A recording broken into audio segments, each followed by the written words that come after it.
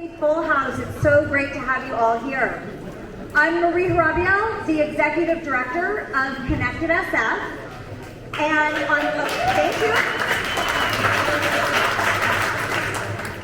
On behalf of our team and our co-hosts, Stop Crime SF and Stop Crime Action, I am so pleased to welcome you all here to tonight's mayoral candidate debate.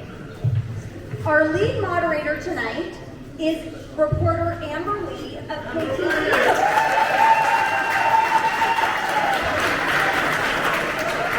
You have a lot of fans here, Amber. Yes. Amber is a proud native San Franciscan who grew up in the Mission District. She speaks fluent Cantonese thanks to her parents who immigrated to the United States from China and Hong Kong.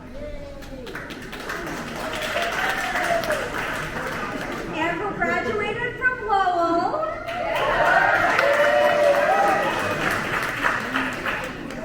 And San Francisco State University. She joined KTVU in 1997, where she's a general assignment reporter and has filled in as anchor. Amber was you don't have to clap at everything I say. Amber was a former correspondent for CNN and has won multiple awards for her coverage of the Bay Area, including the Emmy and the Edward R. Murrow Awards.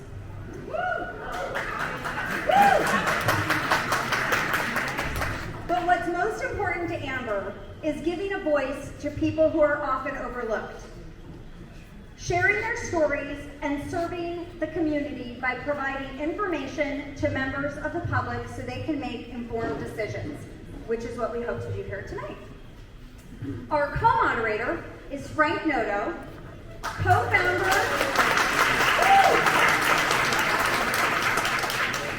You heard about Frank a little bit earlier, but just to remind you, he's the co-founder and a board member of Stop Crime SF and is the president of Stop Crime Action. So I want to say thank all of you for getting engaged and educated on our mayoral candidates. Your participation in this election is crucial. Thanks to everyone who has made this event possible tonight, including those volunteering this evening. And a huge thanks to our media partner, KTVU, for broadcasting this debate and lending us Amber Lee.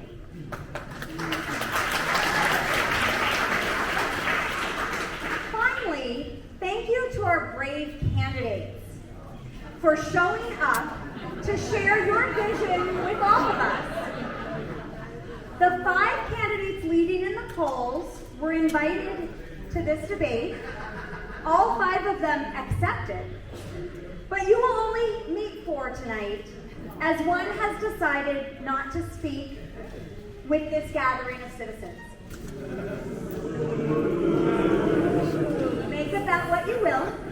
There's 13! Before we begin, in order to get through as many questions as possible this evening, we ask that you show your reactions visibly instead of verbally. Jazz hands, thumbs up, thumbs down. We'll allow the program to keep moving and ensure that everyone can hear. Your voice is best heard at the ballot box, and our goal this evening is to educate and inform voters by hearing from mayoral candidates directly about their solutions to the problems we face in San Francisco. We have 4 prepared questions, and then we'll turn to audience questions that were either submitted tonight. Wow, someone turned up the sound. That were either submitted tonight or via online registration. We will ask as many as time permits. So that depends on us moving things along. If you are submitting a question tonight and have not turned it in yet, volunteers will collect them along the aisles after the candidates' opening statements. So look for those on the aisle. And now I am honored to turn our program over to the warm and wonderful Amber Lee.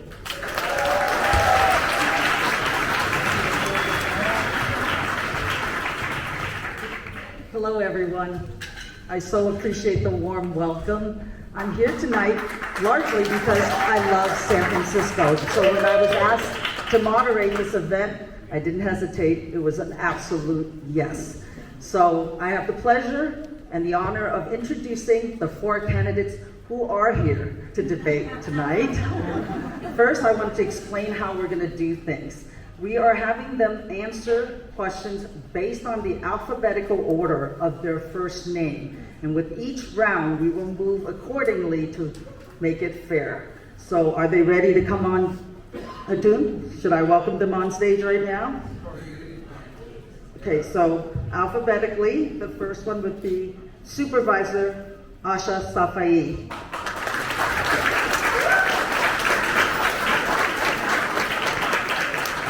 Come on up. Come on up.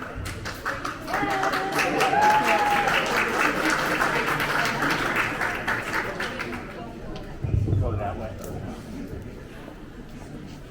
Welcome, Supervisor. Over here. Second up is candidate Daniel Lurie.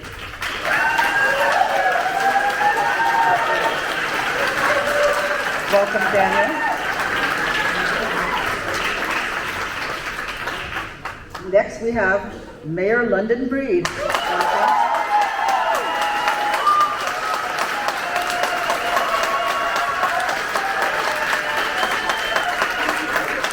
Four more years. And last but not least, candidate Mr. Mark Farrell.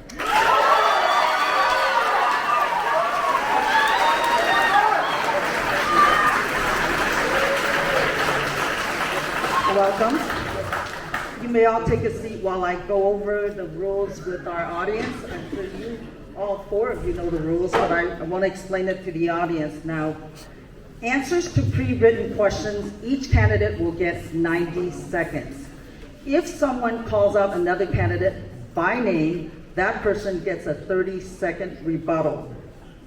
And then there are no rebuttals of rebuttals, and I think that we I may choose to ask a follow-up question of any of these candidates, and they get a minute to answer. So I'm going to ask each one of you when you're called, when you make the introductory remarks, your opening statements, which is 2.5 minutes, to stand up and lift up your microphone so we can hear you. So we're going to start with you, Supervisor Ahsha Safai. Yes. Hello? Can you hear me? Yeah. Great. All right. Good evening, everyone. Good evening. All right. Let me start by saying I'm a proud immigrant who fled violence and upheaval at a very early age and came to this country when I was about 6 years old. A lot of what you're seeing in the Middle East today are my earliest memories. I was raised by a single mom, and I'm a proud husband and father of 2. I want you to walk away this evening and ask yourself one central question. Who has the experience and the track record to lead all San Franciscans? Not just the billionaires and the billionaire heirs, but working and middle-class families, those struggling to survive in San Francisco, struggling to get by. Those are the people that I have represented the past 8 years and dedicated my entire public career to. We can't just be a tale of 2 cities. I put myself through college, earned a master's degree in city planning from MIT, and I met the love of my life and moved to her hometown, San Francisco. I've dedicated the past 24 years in this city to public service. I worked for 2 mayors, I've run my own small business, and I've worked with organized labor. This election is a critical moment for our city. I've always fought for working people and have a track record of bringing people together across political divides, particularly business and labor. We have the resources in our city, almost a $16 billion budget. But what we're lacking right now is the leadership, management, and the accountability. My top priorities as I run for mayor are addressing public safety, tackling the widespread corruption in City Hall, addressing street homelessness, and dealing with the massive overdose crisis this city has faced. As mayor, I will fight for this every single day, and I will fight for a city for all San Franciscans. Thank you.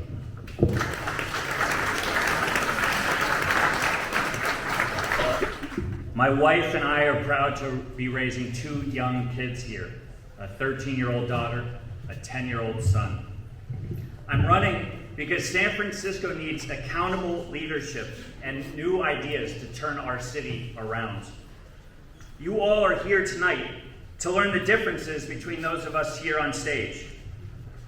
The difference is not in the years of experience, but the right type of experience needed to address the crisis facing our city.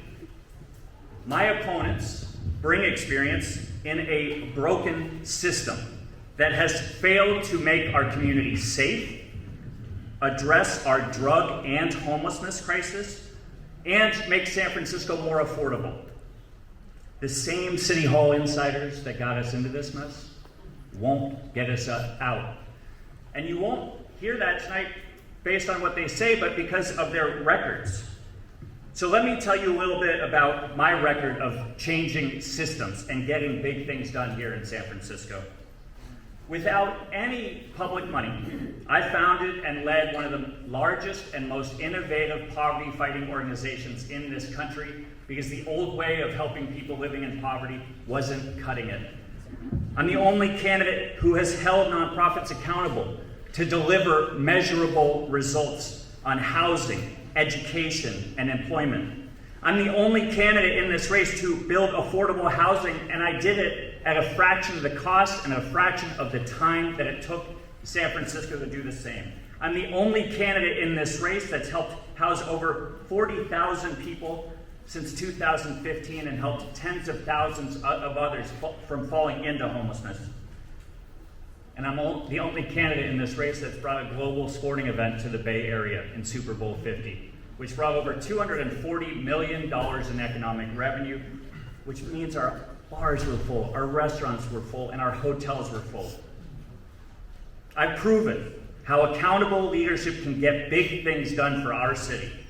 As your mayor, I'll bring that same culture of accountability to deliver results, because that's what it's going to take to make our city safe and clean, end the drug markets, build housing, and bring our businesses back.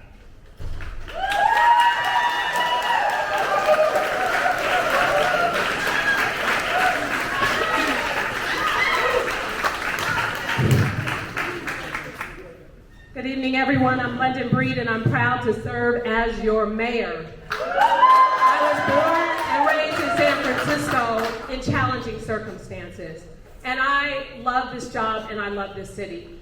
But we need to take a moment to realize we've been through a lot. I became mayor during tragedy.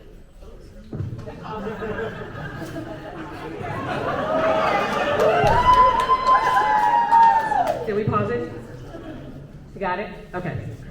I became mayor during tragedy when we lost Mayor Ed Lee, and then I helped this city through one of the most challenging public health crises that we've seen in 100 years.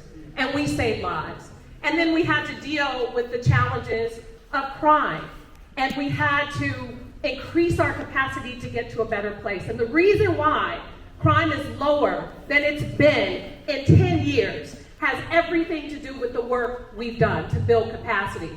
We have focused on making over 3,000 arrests of those who are dealing on the streets of San Francisco and those who are using. We have focused on bait car operations, and what we're seeing is a significant decline in car break-ins.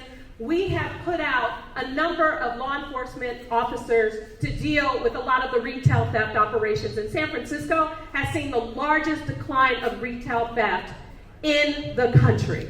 And here's the thing. I know that numbers don't mean anything if you don't feel safe, and that we have a lot more work to do. Part of that work is staffing up the police department, and even today we graduated 9 laterals who came from other departments, and in fact we have a class of 40 as we speak and another class of 50 coming up. We have a lot of work to do to make sure that alternatives to policing, the street crisis response team that I set up in this city, that other cities are duplicated, is helping to deal with the challenges of those struggling with mental health on the streets of San Francisco. I know we have much more work to do, and I am looking forward to doing that work with each and every one of you. What these guys have in common is that they want us to feel bad about San Francisco. They want to take us backwards. They are running against San Francisco. I'm the only person running for San Francisco to move us forward. So I look forward.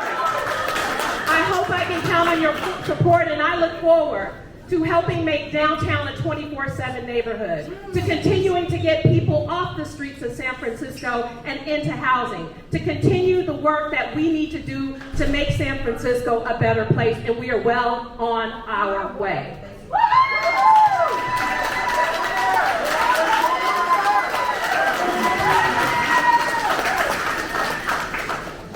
Same thing. Get that? All right, we're good. So, I'm running for mayor to bring real change to our city. I've been mayor before. I understand the challenges inside of City Hall that our elected officials are facing today, and I am the only one on this stage with the experience, a track record of success on the issues that matter today, the competence, and a strong vision to move our city forward. I am a proud born and raised San Franciscan. I'm a proud lifelong Democrat.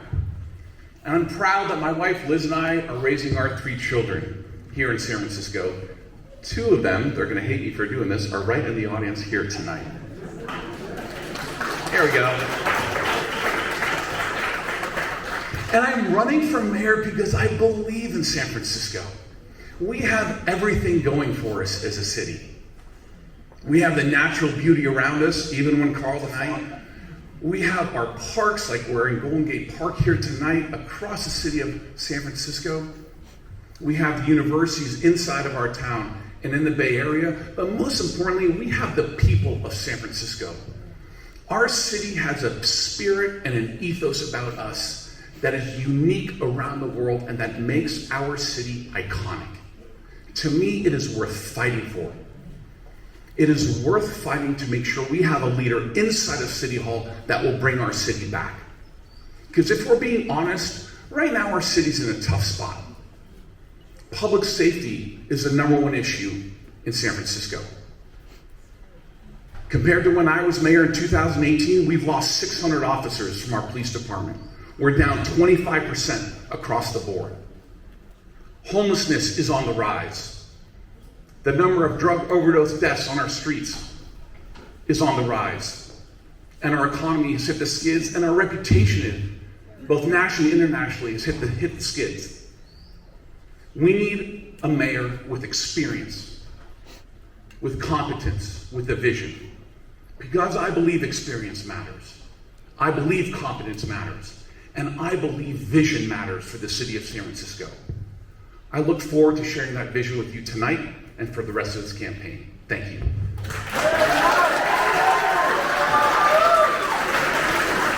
forward, I ask that the audience refrain from clapping or cheering or making any kind of noise out of respect for everybody. You can use the hand signals to be respectful of everyone. Before I ask the first question, I want to let the candidates know that there are 2 timekeepers in front. There's a digital timer and a handheld timer. The digital will give you, I think, a 10-second mark when you're getting really close. The handheld will come at the 1-minute mark, the 30-second mark, and the 10-second mark in time. Again, all the pre-written questions I will be asking, you will be given 90 seconds, with 30 seconds for rebuttals if necessary. So the first question, and it's first up will be candidate Daniel Lurie.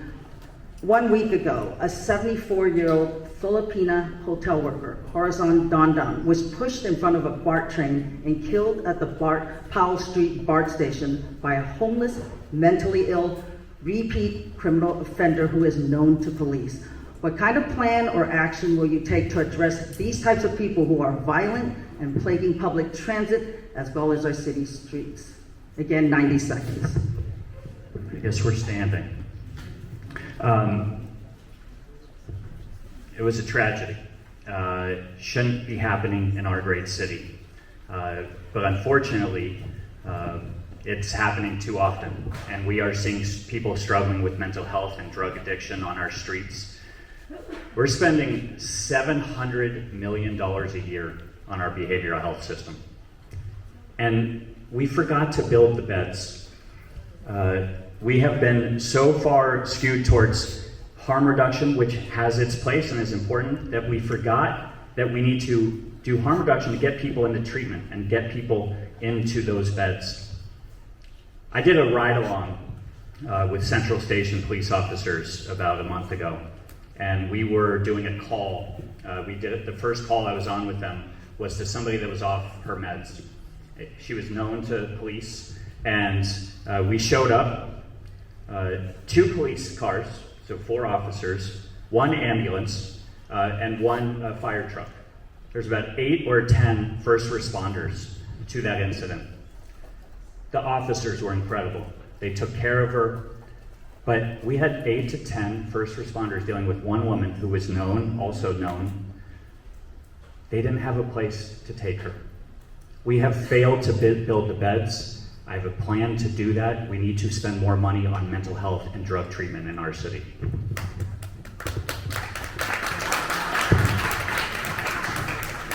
Mayor Breed? First of all, we have not failed to build beds. We are building the beds, and we were finally able to get changes to our conservatorship laws on the statewide level.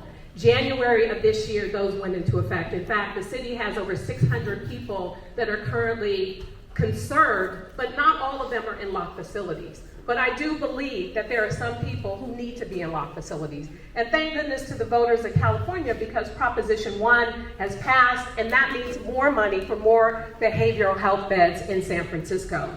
I wish we can wave a magic wand and then take all of the folks who we know clearly are struggling with mental illness off the streets of San Francisco. But it's not been that simple. What we've been able to do is make arrests when they commit a crime, but by that time, people are already harmed. I created the Street Crisis Response Team so that they can go out there and to work with these individuals, and so that we can hold them for 72 hours as we develop a plan for service and support. And that is the work we have been doing and will continue to do. Do we need more? Of course we do. And more resources and more changes to our policies have put us in a position that we are going to see change, even if it includes paying for beds in other jurisdictions in order to get people off the streets. That's the work that I have done and will continue to do.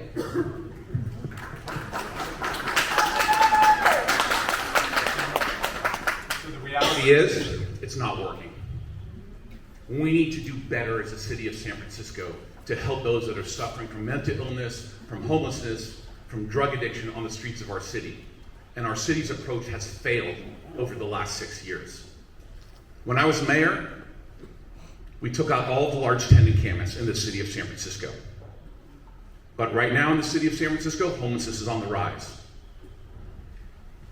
Our approach to the fentanyl crisis is harm reduction, and that's the central tenet. I believe we need to save lives. Last year, over 800 people overdosed on our streets. That's not humane, compassionate, or progressive. We need to get people off the streets and save their lives. That has to be our North Star as a city of San Francisco. And you know, we can save lives, and we can also clean up our neighborhoods at the same time. And at the end of the day, the city of San Francisco has to be responsible for everybody. And when we have incidents like this, when people are pushed in front of BART trains, when people are assaulted with hate crimes on minibuses and throughout the city of San Francisco, to me, that speaks of a failed approach.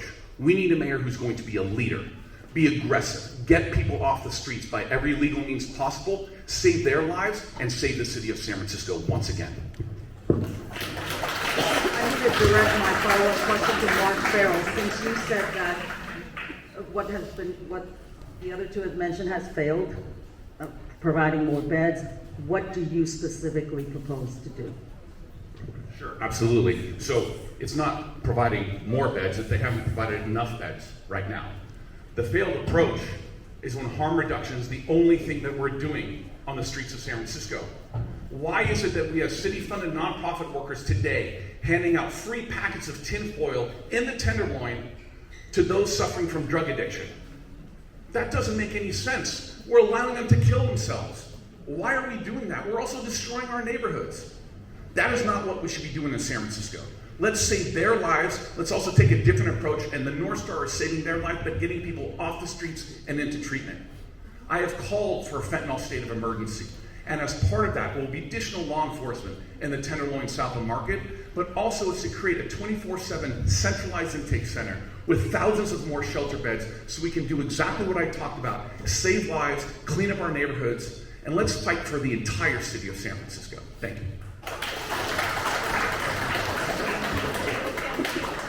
Yes, absolutely. Thank you. Hello? Thank you. So first and foremost, let's recognize that the lady that was pushed into the train worked for 40 years at the St. Francis. She was a hotel and restaurant worker from Local 2. She insisted, despite her family's pleas, she insisted to take public transportation every day. And she should be able to do that in a safe way. When she's standing there on the platform and gets pushed into a train, something has gone miserably wrong in our city. I'll tell you one thing. The Board of Supervisors, we led the effort to pass Mental Health SF. This mayor has never fully funded it. It's sitting there unfunded. That means we'd have the mental health workers, we'd have the nurses to do the work, we would have a 24-hour, 24/7 intake center. That has to be. I passed a law to allow paramedics to be out there and do 5150s. And now recently, because UCSF purchased St. Mary's and St. Francis, we can expand those recovery beds to get people the mental health treatment they need. Thank you.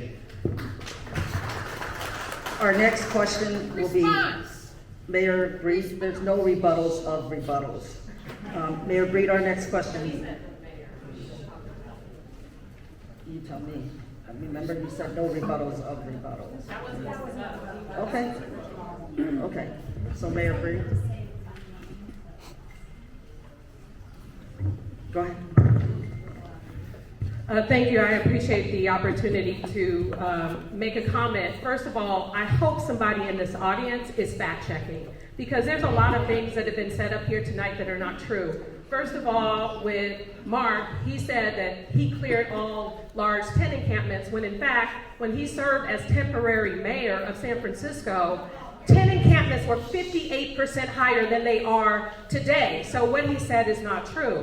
And what Ahsha has said about mental health SF, he's not even been at the table. I've been working with other supervisors to not only provide funding, but increase the amount of funding to add almost 400 new beds for mental health support in this city. So the next question will be answered by Mayor Breed. It's her turn. San Francisco has been slow in recovering from the pandemic. Major cities in this country and in other countries, Europe, Asia, appear to have recovered much faster than San Francisco. For me, growing up in San Francisco, Union Square was always a major shopping area. Many major retailers are now gone or soon will be.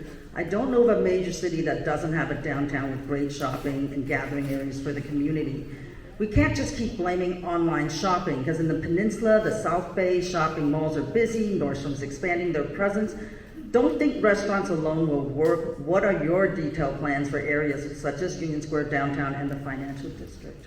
Well, first of all, San Francisco has been extremely tech heavy. And more importantly, we have switched in a lot of ways when you look at the data to online shopping. Downtown does not have the luxury to be a 9-to-5 financial district or just for shopping during that time period. It has to become a 24/7 neighborhood, just like any other neighborhood in San Francisco, a place where you work, where you live, and where you play. We have been doing a number of night markets and exciting activation. In the evening, we've seen nightlife increase by over 92% downtown. But we also have to stop with the restrictions. And part of my plan is 30 by 30, bringing 30,000 new residents and students to the downtown by 2030 by lifting our restrictions to make some of our existing buildings into housing, into dorm space, and some of those same buildings, because we know we have a lot of folks who are interested in classroom and lab space, allowing those buildings to convert to such. We are already seeing change. In fact, at the Warfield, there'll be 34 new units as well as a couple of other buildings. We have to make sure that our city's policies, which typically get in the way and are designed to do one thing or another and designed to say no, are policies that are saying yes, are getting us to yes by making those changes. And that's my plan for downtown. And there's more online since my time ran out.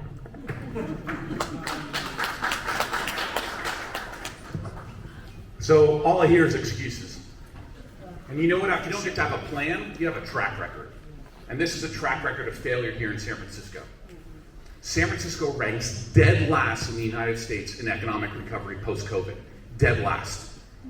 Every other city, Amber, you're talking about other cities, have recovered in ways that our city hasn't. So what am I going to do about it as your mayor? First of all, redoubling and focus our efforts on public safety and street conditions. It's the reason why conventions left. Conventions feed our hotels and our restaurants downtown year-round. Then we have to get aggressive with tax incentives inside of City Hall, like we did in the mid-market area in the 2010s with Mayor Lee under his leadership. It worked, and while City Hall focused on that, that neighborhood was revitalizing. But long-term, we have to focus on the conversion from commercial to residential downtown as well. New York City in the 1980s, Wall Street was a ghost town on the weekends, but they made a long-term commitment. Over 20 million square feet of office space are now residential. We need to do the same downtown in San Francisco. But it's not just the 10 or 15 buildings that City Hall's talking about right now. We have to get more creative. We have to be bold as a city.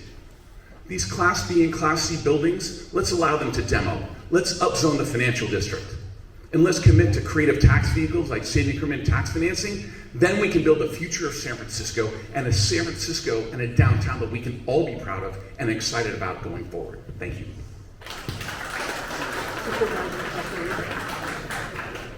Thank you. I just introduced legislation that we passed at the Board of Supervisors. Think about every major world-class city in the world: New York, London, Boston, Chicago. The list could keep going. Every single one of them has a university presence in the downtown. So my legislation will create a fund so we could buy buildings that are there right now. They're at a historic low. That would allow us to jumpstart the transition from office to university, and not just studying, because we have about 12,000 students studying in the downtown right now. We need them living there, thriving there, spending their money there. That will jumpstart a change and a transition to an over-heavy reliance on the service industry and tech, and one that has people living there. Also, transition from office to residential. There's places in the world, Los Angeles, New York, others, that have done an aggressive push to transition from office to residential. But let's take a step back for a second.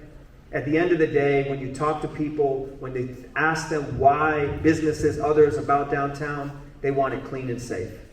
So we have to make our public works department a true 24-hour department, and that's what I would do as mayor. I would also have the presence of foot patrol officers protecting us in not just the downtown, but all over San Francisco. Thank you.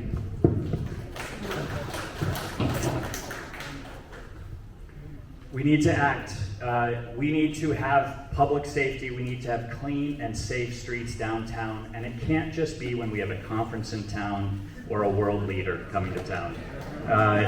So we need a fully staffed police department, a fully staffed sheriff's department. We need, as you said, shopping is happening. You go to the Marin Country Mart, you go to the South Bay, you go to Stonestown. And people feel safe, and so we need to do that. We need to create certainty in permitting, so we invite businesses back so they don't have to go through 6-12-month process to change a space and to change the use of space. So we need to invite businesses back downtown. And then, like everybody else has said up here, the only difference is they've had years to work on it, is that we need to transform it into a 24/7 community. The former interim mayor, Farrell, is right. I was downtown New York City after September 11th, 2001, and no one thought that part of town was coming back. But let me tell you, downtown Union Square is coming back. We are going to do this. We just need some imagination. We need some new ideas. We can do this, San Francisco. Supervisor Ahsha Safai, I want to do a follow-up question about this question to you, since you're in office. Thank you. You know, is the door completely closed on Macy's? Are you going to fight to keep it there if you're mayor? Absolutely. I think if you talk to, we had a hearing at City Hall. We brought the workers in, the United Food and Commercial Workers. We talked to representatives from Macy's. This is about a year and a half out. I think what we're going to see is maybe a smaller footprint at some point.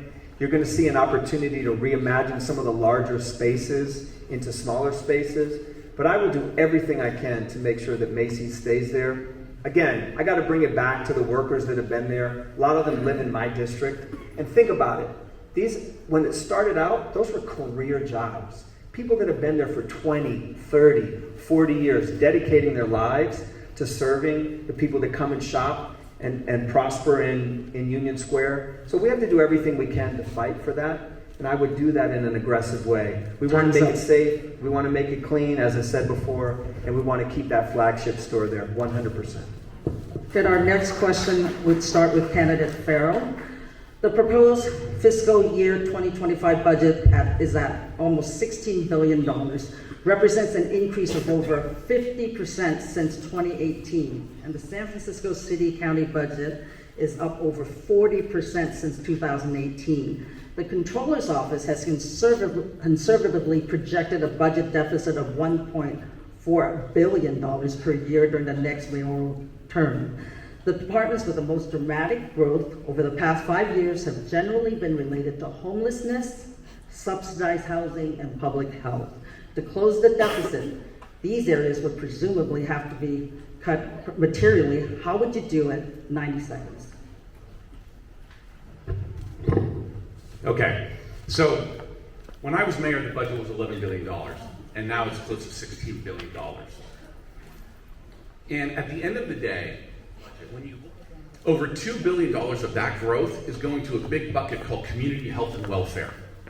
I'm gonna ask everybody in this room, over the last 12 months, have you seen $2 billion of additional spend on behalf of the city government around community health and welfare? The answer is no way. We are spending inefficiently and ineffectively. But let's drill down into homelessness in particular. For homeless spending, I committed on day one when I launched my campaign that we would fully audit all of the nonprofits around our homeless industrial complex here in San Francisco. Now let me be the first to say there are some amazing nonprofits here in town that we need to honor and respect their work. But how we fund it is completely inefficient and ineffective. Do you realize that there are 258 nonprofits in San Francisco that get funding from our city government alone just for homeless services? I was shocked that couldn't be right when I saw that. But the worst part is, 9 different city departments fund these homeless nonprofits, and in multiple instances, up to 6 different city departments fund the same nonprofit. Ineffective, inefficient spending. It is going to be more important than ever over the next 4 years to have a mayor come in with a finance background. I chaired our budget committee. I've spent over 20 years in the private sector. I can turn this ship around. Supervisor Ahsha Safai. So after 3 years on the budget committee, I can tell you the Department of Public Health is 1/3 of our city's budget. The Department of Homeless Supportive Housing, when it started out in 2016, a $100 million department, has grown to over $700 million. And I don't think anyone in this room would raise their hand and think that the issue of street homelessness has gotten better. It's probably only gotten worse. So 18 months ago, just to be clear, ran a ballot measure that said mandatory audits in the Department of Homeless Supportive Housing.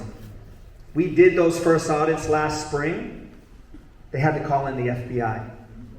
The group was selling vouchers to friends and family. One of the next audits that happened, They were submitting false invoices to the city for work that was never done. I ran that measure. I'm someone that runs by metrics and numbers, and I will tell you, we will continue that. Secondly, we do a tremendous amount of contracting in the city, both public, nonprofit, and private entities. One area in particular is our Department of Public Health General Hospital. We contract out many of our nursing jobs. That costs us a time and a half. So I have a ballot measure that will bring and incentivize bringing nurses inside to save the city money. We need to continue to do things like that to Time's save up. our taxpayers money and Time's ensure up. that those contracts get smaller.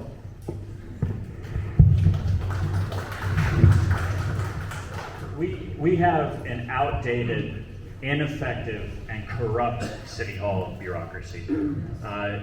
Mark mentioned there are 248 nonprofits working on housing and homelessness. At Tipping Point, the organization I started, there's about 17. Are there more than 17 good groups? Absolutely. As Mark said, there are many good nonprofits. Are there 248? No. We need to streamline how we do permitting, how we do contracting, and how we do construction around in terms of big public works projects. I was on Taravel Street yesterday, meeting with some small business owners. They were told, Taravel and the MTA and the DPW and all 6 different departments, they were told it would be a 2-year project.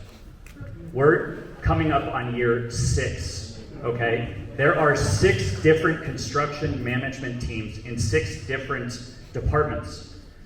Under my plan, we will have 1, so that when we open up the street, we open it up once, not 6 times. I'm tired of the ineffectiveness. I'm tired of the corruption. They talk about more ballot measures, more commissions. We just need them to do their job.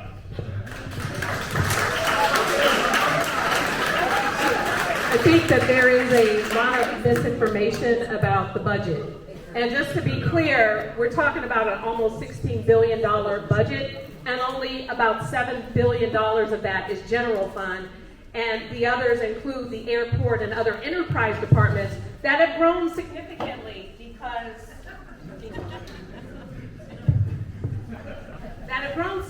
can you hear me in this? Testing. That have grown significantly because of various capital projects, including one at the airport that's valued at about $2.5 billion.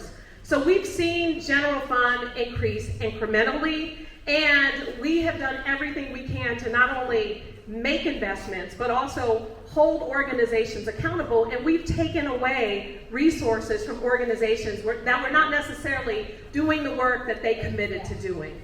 It is easier said than done, and that's why we work very closely with the City Attorney's Office and the Controller's Office to deal with many of those issues. I have balanced our budget every single year without cutting staff from the City and County of San Francisco. And more importantly, we have a less than 5% vacancy rate with our nurses and a lot of other city employees in San Francisco. And what I am proud of is the work that we have done and what we are trying to deliver for the people of San Francisco. And there's a lot of talk about what is easy to do, what folks are going to do, but when you get in there and get in the weeds and are deconstructing what has been built up for over decades in the city and county of San Francisco, the fact that we still are getting results with the people that we have helped to exit homelessness, I am really proud of that work, even though I know there's more to come.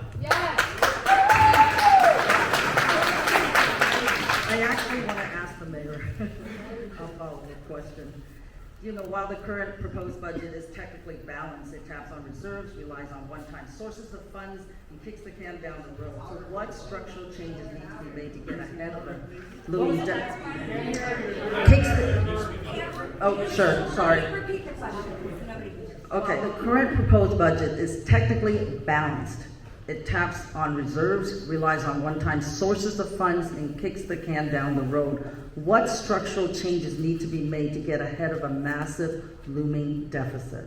Well, first of all, every single year, the board does a process where they add money back to the budget to pay for a lot of their pet projects. And you know what I do? I don't spend that money, number one. Number two, what we have done is made sure that we are looking at re-evaluating our tax structure. There's a ballot measure that will go on our taxes that will go on the ballot this November, making our tax structure more equitable for all businesses so that this city is not relying on 5 big companies which pay 24% of all taxes. Long term, we have had to make hard decisions for those things that are nice to have versus those things are need to have. And we are getting rid of nice to have on a regular basis, and that is how we have to be able to continue to balance this budget. It's a lot of work, and we are committed to doing what's necessary to get there.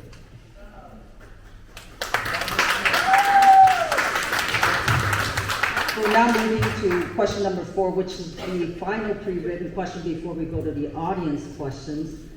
The SFMTA is operating Union's light rail system on floppy disk and Windows 98. Ridership and revenue are down significantly. Vision Zero has failed despite $750 million invested. SFMTA is facing a $214 million projected deficit by 2026.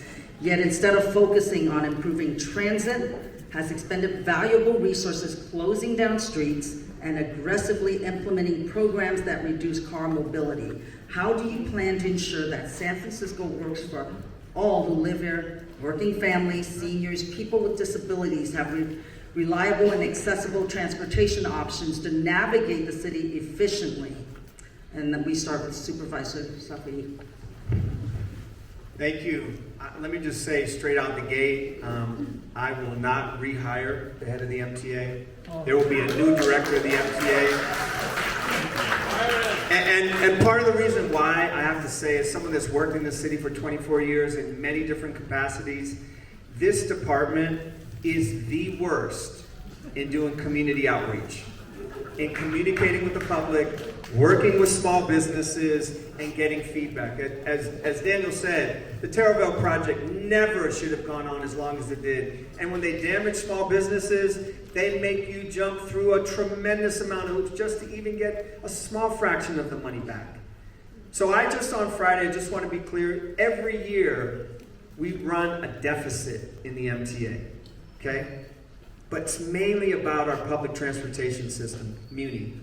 So, creative way, I was one of the first candidates, I think I'm the first mayoral candidate to come out and say, we need to fund Muni the right way. Ride-hail services in our city are all over San Francisco, both autonomous and non-autonomous. For a very, very small fee per ride, we can create a consistent funding stream. Now think about it. Muni itself, and this would just go to fund Muni. No senior level staff, no extra bureaucracy, just the operators and the bus routes. We have to do that. We have to get the input from small businesses, and I did that every single year, working with our small businesses to make sure that our streets were not done in such a way that it damaged small businesses. Thank you. A Muni needs to be fast, safe, and reliable. But I am going to address the elephant in the room, which is that things in this city are done to people. They are done to communities, like Terraville Street. The nightmare on Terraville, most now small business owners are worried about the nightmare coming to Judah Street because they are not talked to. They are not listened to. And so you all don't know me as well as some of these City Hall insiders who've been around a while. But what I pledge to you is that I am going to be a mayor that listens, that communicates, that talks before making big, bold declarations and promises. Okay, so that's really important. I will tell you, I got on the 49 in the Mission the other day, and there was a guy smoking with a pit bull. That is not the safe, reliable atmosphere that we want our kids riding on. And there are many parts of our Muni system that are well run. So I'm just saying, when you have grandmothers that tell me out in the Sunset and the Richmond that they don't feel safe riding Muni, when we saw what happened on our BART Plaza last week, just horrific. We need to make sure that safety is at the top of the list so that we can increase ridership, so we can increase fares. Thank you. Can you repeat the question? I didn't hear the first part. Sure. So SFMTA is offering Uni's light rail system on floppy disk and Windows 98. Ridership and revenue are down significantly, and Vision Zero has failed despite $750 million invested. SFMTA is facing a $214 million projected deficit by 2026. Yet instead of focusing on improving transit, has expended valuable resources closing down streets and aggressively implementing programs that reduce car mobility. How do you plan to ensure that San Francisco works for all who live and work here, families, seniors, people with disabilities, that they have reliable, accessible transportation options to navigate the city efficiently? Thank you, Amber. First of all, I'm going to respectfully disagree with some of the things issued in that question. In particular, there was just a survey done on customer satisfaction, and Muni ridership customer satisfaction is higher than it's been in 20 years. And more importantly, there have been more riders of Muni than there are all of the different Bay Area transit agencies combined after the pandemic. And so the fact is, it is getting better, but I do understand that the challenges with many of our construction projects, our capital projects, are creating a lot of city. Do we want another sinkhole or what happened in Pacific Heights and other places? Or do we want to stick to our already existing dig once policy when we're going into Terabel to replace pipes that are older than everybody in this room with our aging infrastructure? These are the hard things that we have to do. And I will agree that sometimes the MTA is not doing a good job with outreach and communication to community, and we definitely need to improve that, but we still have to make sure that we are dealing with our aging infrastructure, making Muni better, putting in protected bike lanes, and making this dense city of San Francisco a place that allows for all modes of transportation to move around efficiently and safely.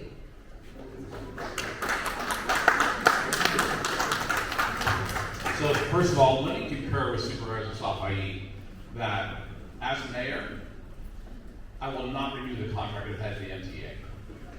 Right now, our MTA is focused on ideology and not common sense on the streets of San Francisco.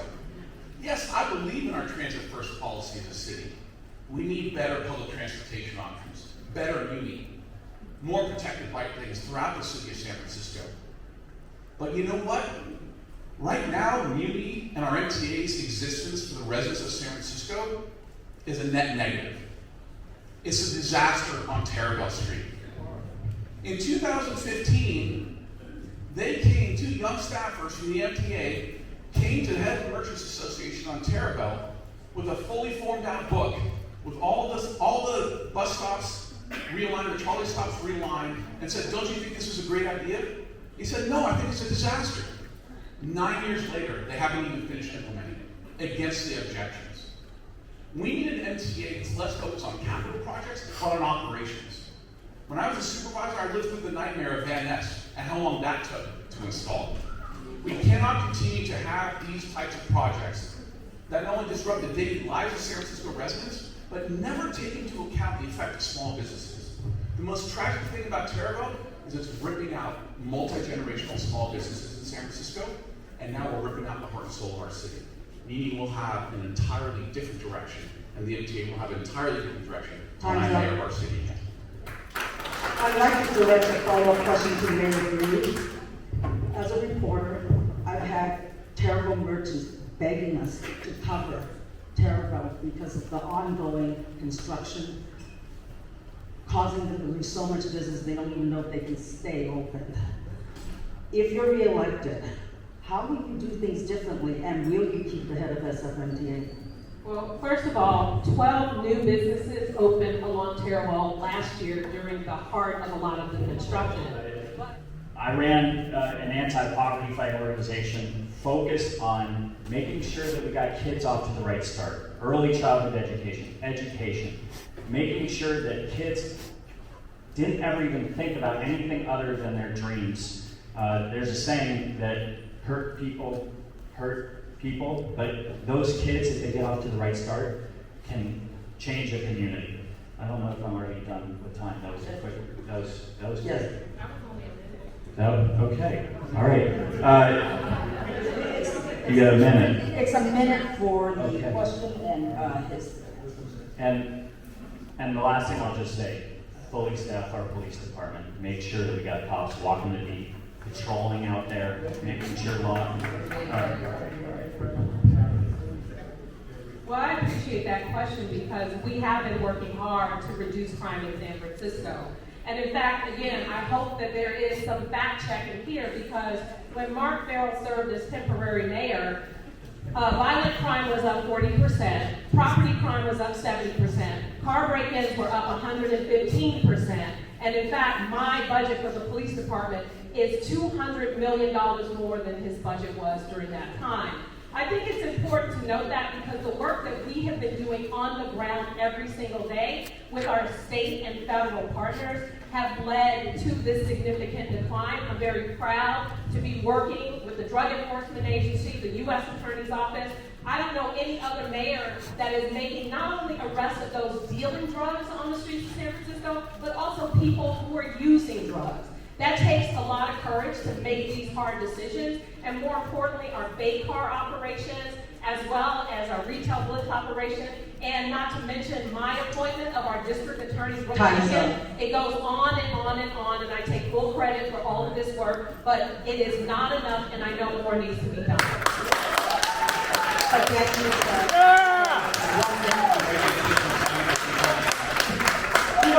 In this portion, there is no rebuttal.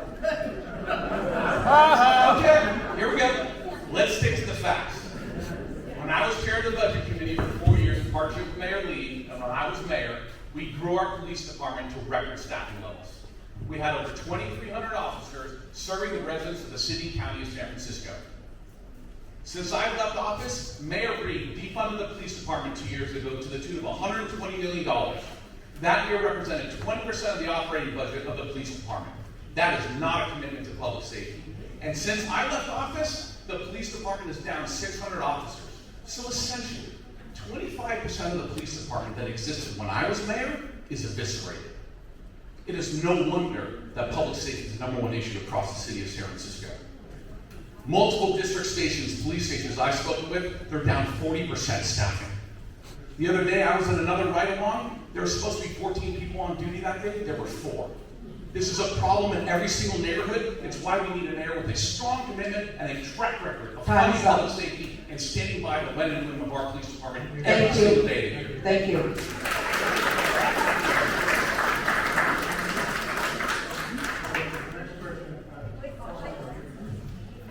The question's about what you've done right now. I just want to be clear. Okay. Right. I just want to be clear. I want to answer the question appropriately. So first and foremost, one of the things that I did back in August of 2020 is we formed the Organized Retail Crime Working Group with the DA, the Chief, the Sheriff, the NAACP, the United Food and Commercial Workers Union, the California Retailers Association, the Union Square CBD. You guys get the gist. And the idea was to focus on property crime and retail theft. We passed a law to allow sheriffs to be on the streets. We passed a law to focus on illegal street fencing. I led on that. And we worked with the district attorney and the police department to apply for state grants to allow us to get license plate readers and cameras. I also worked on alternative sentencing programs with adult probation to create abstinence-based drug-free housing, the first time in decades in San Francisco, so repeat offenders would not keep hitting the streets. And just recently, I supported the DROP program. We're going to put that on the ballot to keep our officers from retiring, and also a loan forgiveness program for our first responders. Thank you.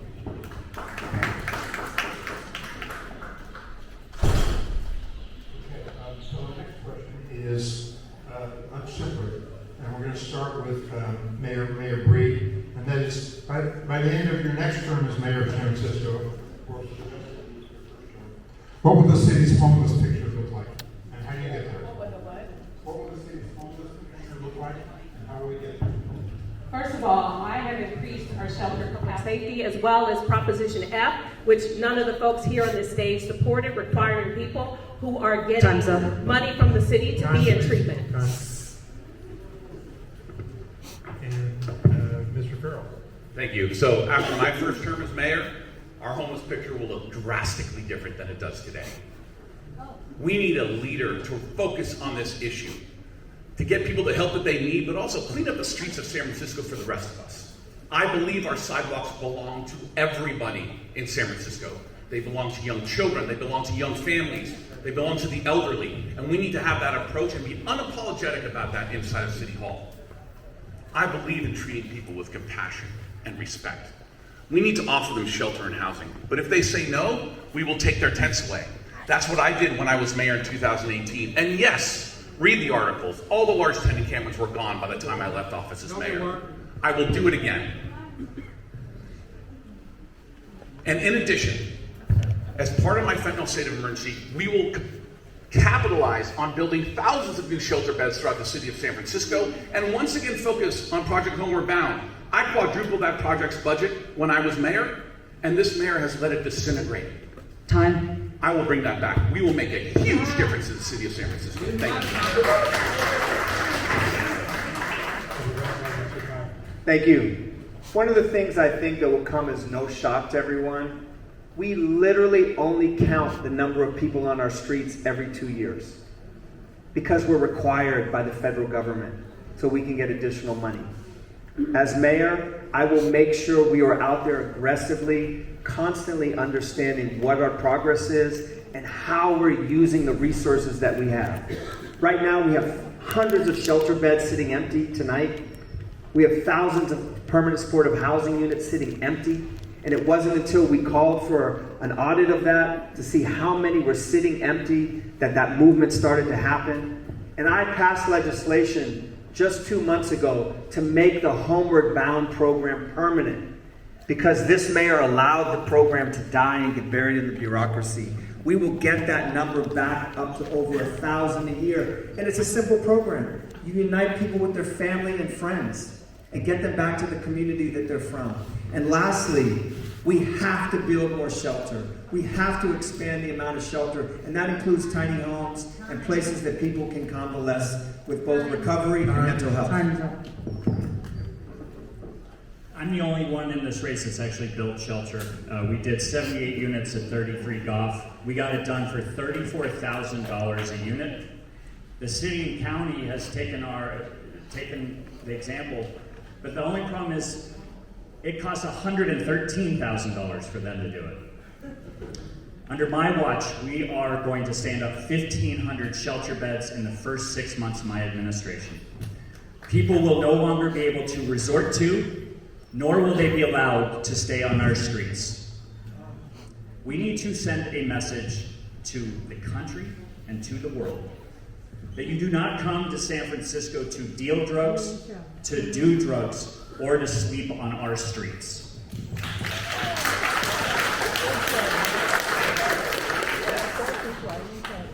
I've been told by our organizer that you have had we have to be fair to you, so we're going to give you a follow-up question, and I want to ask you, what are you going to do about the drug market that's going on in mid-market? I know that you said you build housing, but there's the criminal element out there. How are you going to I appreciate the opportunity to talk about going after the fentanyl state of emergency that I'm going to call on day one of my administration. We need to get tough. We need to get tough on first-time drug dealers. We need to use technology to make sure that once you're arrested dealing drugs in the Tenderloin or in Soma or in the Mission, that we work with our DA and the judges, and we say to those drug dealers, you're not allowed to come back to that neighborhood. I just wrote an op-ed about it. You can read more about that. On the demand side, we need to make sure, as I said earlier tonight, that we build the beds. We need to build drug treatment beds and mental health beds. The mayor also said, we do have a law now, SB 43, that allows us to mandate drug treatment. But you can't mandate treatment if you don't have the beds. It's not allowed. And so we need to build out those beds. And once again, we send a message that we are going to help people. We're going to be compassionate. We're going to get them into treatment. but they will no longer be able to deal drugs or to do drugs on our street.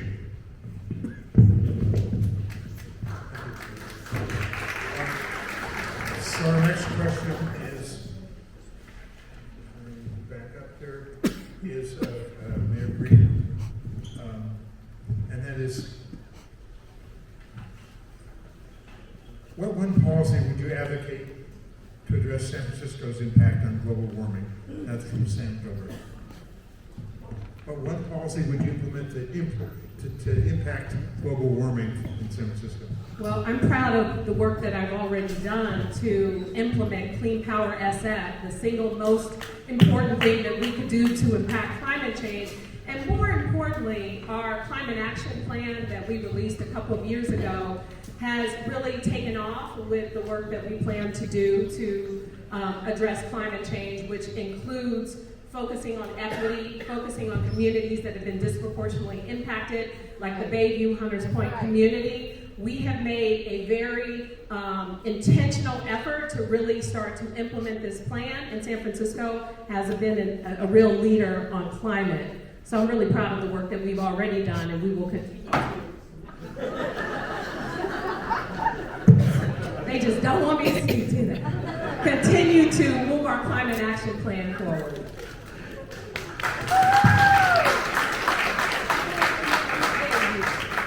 So I am incredibly proud of the work that I did when I was a member of the Board of Supervisors, when I was mayor, around legislation protecting our climate and making sure we protect San Francisco against climate change. I will do it again. You asked for one thing specifically. I think the number one thing we can do, it's been talked about earlier, is focus on public transportation and making it more appealable to the city of San Francisco and to our residents to get out of our cars and onto buses and into the bike lanes. But we don't do it in a way that penalizes people for driving their cars. We need to make community much more attractive. We need to make sure that our bike lanes are protected throughout the city of San Francisco. That will be my policy going forward. That will be my North Star. And by doing that, we will have a more dramatic effect on climate change in the city of San Francisco than we have over the last 6 years. Thank you.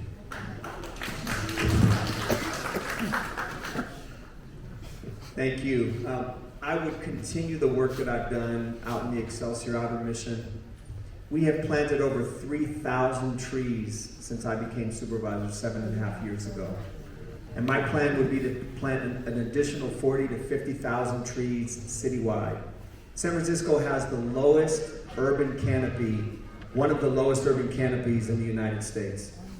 I mean, it might be funny, Daniel, but the truth is, at the end of the day, communities that can't afford to plant trees and haven't been able to in the past truly need to embrace and have embraced in our community planting trees and what it means for shade, what it means for energy use, what it means for building community. And at the end of the day, I think that's something that San Francisco has not done well, and we will continue to do. It wasn't until we had Proposition E, where people understand that the city is responsible for maintaining their tree and maintaining any damage on the sidewalk, that we were able to get those numbers back up. And that's something that I would do aggressively for San Francisco.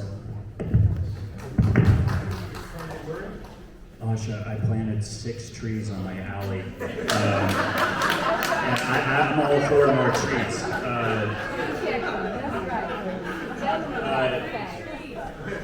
The one thing that I talked about a couple weeks ago was we're going to build a climate innovation hub here in downtown San Francisco. We're leaking jobs out to places like New York. I want us to lead on climate again. We've fallen off in terms of pole position on that front. I want to marry the 22 empty Salesforce towers worth of office space downtown with the tax proposal that is on the ballot, where clean tech companies will have a 59% reduction in taxes if we pass that in November, with bringing business back downtown. Let's lead again. I want that revenue, and I want those jobs here in San Francisco because the climate needs our help.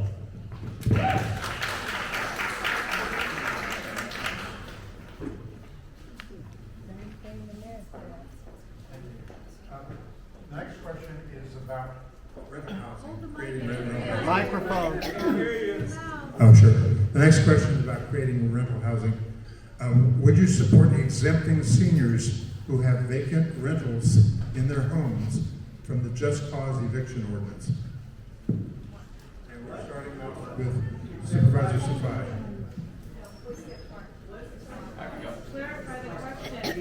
Sure. The just cause eviction ordinance it means you have to go through procedures to evict someone. You just can't say, hey, you live in a room in my house and it's not working for whatever reason. Okay, so I'm not so sure about. Excuse me. Supervisor Safai goes first, and I'm sorry, I went over before. So I'm a little confused on what the question is. I understand it's just cause and seniors, but I'm not really clear on.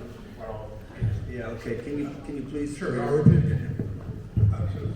And by the way, everyone said they were confused. So just for the record, I don't want the Standard or somebody writing later some nonsense about. Let's be clear. Everyone said they were confused. We should ask Supervisor Peskin what he thinks. Do I get a rebuttal?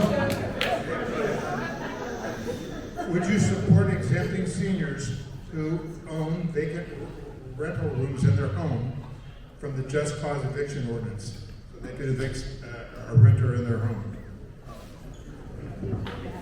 It's a little confusing question. I think it's a slippery slope on just cause. I think we have some pretty solid tenant protection laws in this city. I would not open that door up to start evicting people. I understand the concern, because many seniors are living off of this income to survive. My mother did for many years, and she's here in the audience, rented out her rooms. And so I understand what it's like to have a situation where you might have a bad tenant, but we don't want to get into the business of changing these willy-nilly. I would have to have a lot more information, but I would not be open to opening them up to start evicting people. Mr. Lurie. I'm going to just stay seated for this one. I think with Ahsha, I need to know more about this, but it's a slippery slope, so I'm going to leave it at that. Aaron Breed. No.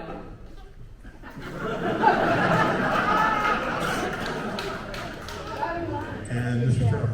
So my answer is no as well. I don't believe that's the right approach. But let's acknowledge the underlying issue, though, that's being talked about. The amount of vacant units that we have in the city of San Francisco that are not being rented out. Right now, City Hall's approach, and my little friend's approach here, who isn't here, is about taxing property owners for vacant units. It's not working. Instead, what I've talked about is proposing tax incentives for property owners to rent out their units to police officers, to firefighters, to sheriffs, to 911 dispatchers, to teachers and nurses in the city of San Francisco. Let's get people living in the city of San Francisco that we want to be our neighbors every single day, that are critical to the functioning of our city. That is going to be my approach, and we will make a difference here in our city. Thank you. So I want to be clear, these are audience questions, so if you find them confusing. So the next question is going to start off with candidate Lurie. Now that University of California has declined the idea of opening campus in the Soma Market Street area, what plan or initiative would you pursue to introduce to revitalize the area? So back downtown. One more time.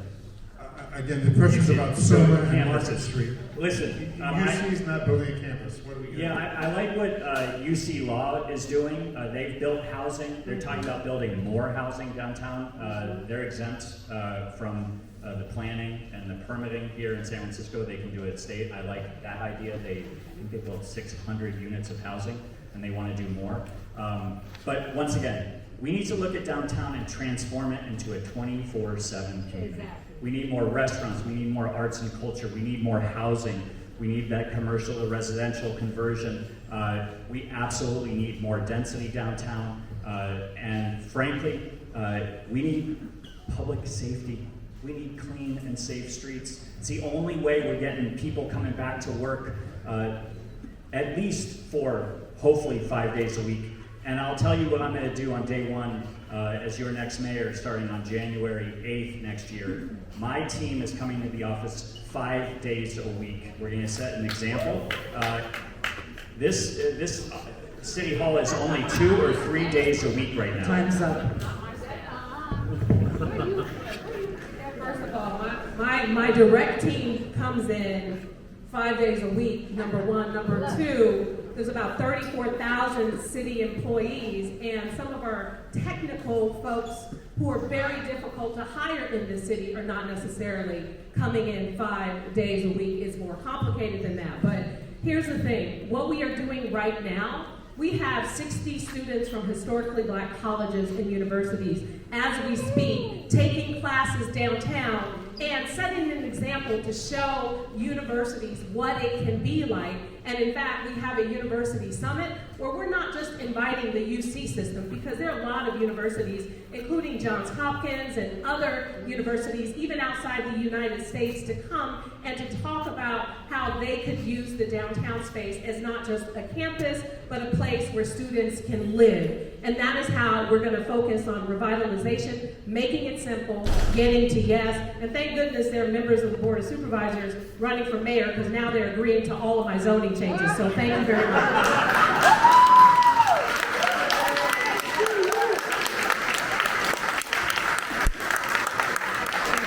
So let me be the first to say, I think it's great that we have 60 students downtown. But let's be honest, that's not a solution for downtown San Francisco. We need to be real about what the issue is downtown. It is public safety.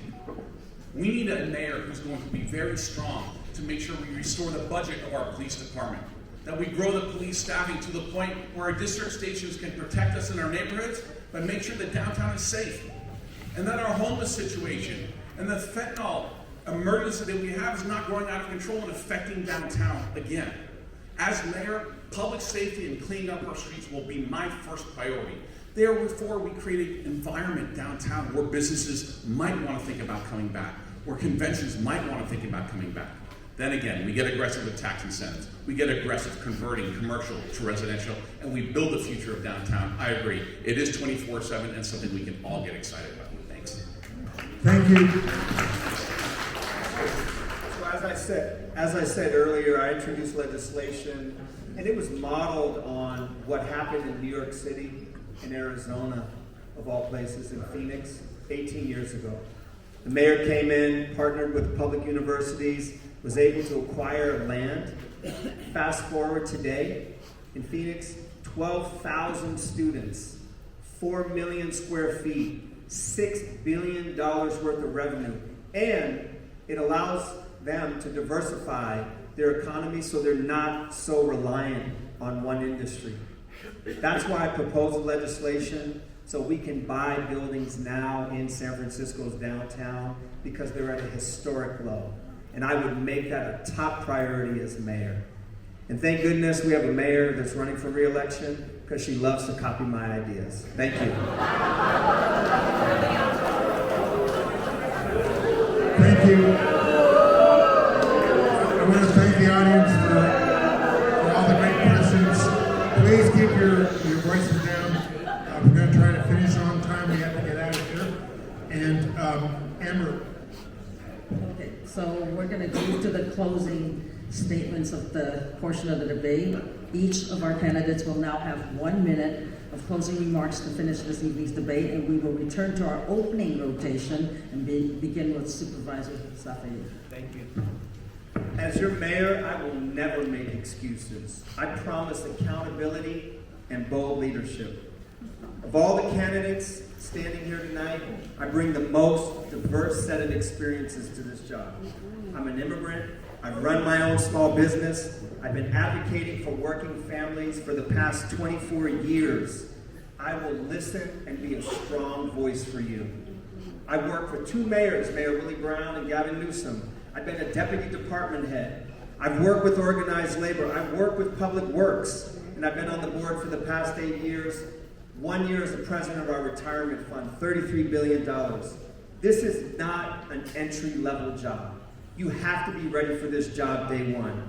I will fight like hell to build a safe, affordable, thriving city so teachers, nurses, janitors, firefighters, 911 call operators, all of our working families, all San Franciscans can live in this city and call it home. I hope you'll join me. San Francisco, we are coming back, but I believe the outcome of this election will determine how and what that comeback looks like. We can return to the same bickering politicians who have spent their careers building a broken system, then blaming it for their failures. Bigger budgets every year, worse outcomes, more excuses. Or we can choose a better future, rooted in accountable leadership, new ideas, and an end to the politics of demonizing each other on every single issue. I'm not naive. Challenging the status quo is never easy. But that's what it's going to take to build a safe, clean, and affordable and thriving city that you all deserve. I'm so confident that we can get big things done because I've spent my career doing it, and I hope to have your vote on November 5th. I am proud to be your mayor, and we have dealt with unprecedented crises time and time again.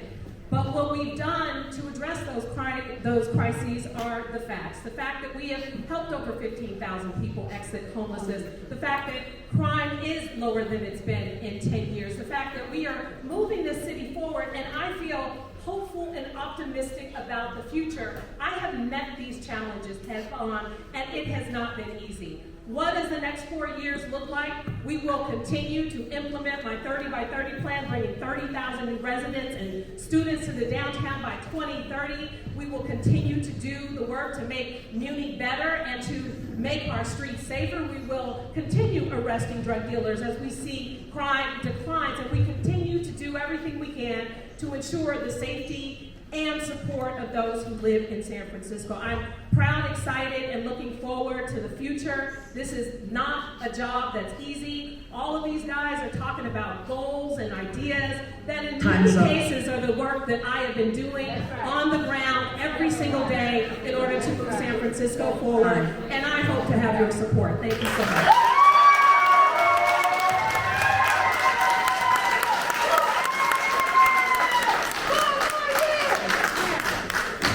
This election is going to come down to two questions. Do you believe we need change in City Hall? And if you do you believe experience and competence actually matters? I'm running for mayor because I believe we need change in City Hall. I've been mayor before. I've sat in that seat. I know what it takes to run the city government of San Francisco. And when I left as your mayor in 2018, San Francisco was in a much different, much better place than it is today. Police staffing was up. Homelessness was declining. We didn't have a drug crisis, and our economy was kicking on all cylinders. That's the San Francisco of the future. And this is no time for rookies. Next mayor's gonna inherit a $16 billion budget with over 35,000 city employees. That doesn't happen on the job training.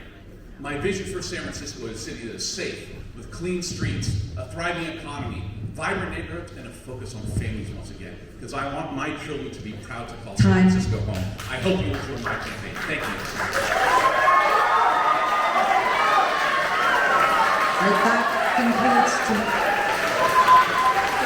That concludes tonight's debate. I want to thank every candidate that showed up tonight to debate.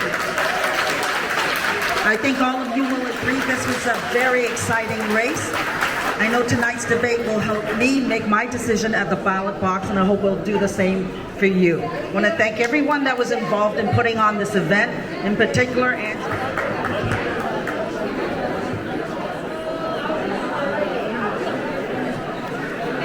Help us put the chairs away. That would be greatly appreciated.